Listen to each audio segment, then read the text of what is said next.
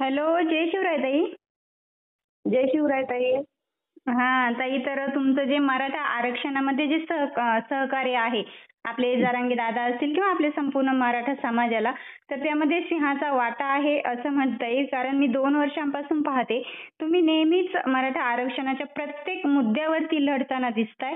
त्यामुळे आजची रेकॉर्डिंग मी खास आपल्या शेतकरी बांधवांपर्यंत किंवा मराठा समाजापर्यंत तुमचं मत पोहोचवण्यासाठी घेत आहे. पण जर पाहिलं तर मराठे आणि मनोजदादा पाटील हे मुंबईला जाणार आहे आणि त्यांच्या प्रति आंदोलन म्हणजे या अगोदर सुद्धा हाकेंनी प्रति आंदोलन केलेलं आहे. आपण ज्यावेळेस आपल्या दादांनी आंदोलन केलं होतं त्यावेळेस पण त्यांनी आंदोलन केलं. आता ते कशा पद्धतीने केलं हे संपूर्ण महाराष्ट्राला माहित आहे.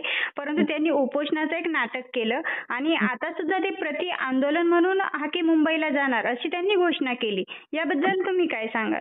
प्रथमतः हा कोण आहे हाके बोके याला कोणीही गिनत नाही.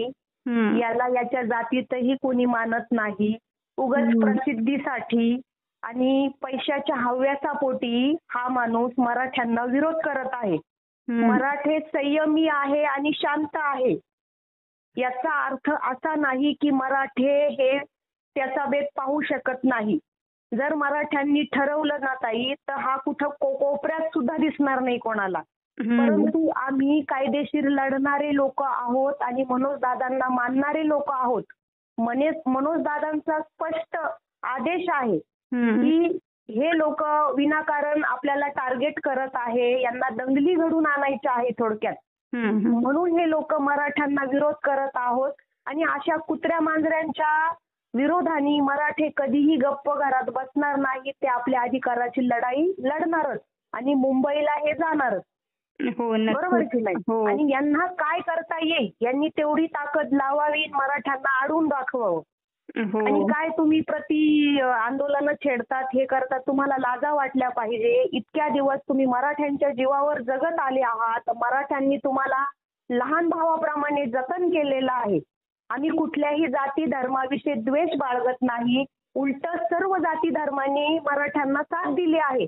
मग हा कशाच्या बेसिसवर उड्या मारतो आहे? एक तर याला कोणीतरी पाळलेलं आहे आणि याला मराठ्यांवर भुकायला लावत आहे. हे सत्य आहे ताई. हो, नक्कीच. तर आपण जर पाहिलं तर आत्ताच चंद्रकांत पाटील जे आहेत यांनी पण एक स्टेटमेंट केलंय की जरांगे पाटील मुंबईला जाणार आहेत, उपोषण पण करणार, पण असं चालणार नाही. आणि जर त्यांनी असं केलं तर सरकार कारवाई करायला बसलेलंच आहे. याचा अर्थ सरकारच्या माध्यमातून